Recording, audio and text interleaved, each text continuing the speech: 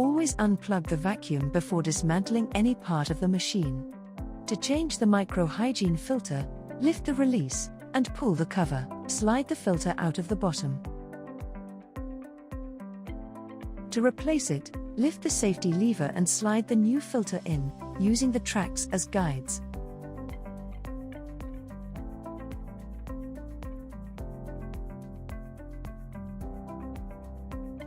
Push the cover back on and lock the release firmly. To remove the exhaust filter, pinch the catch and remove the filter cover, then remove the exhaust filter. Insert the new filter and clip it in place.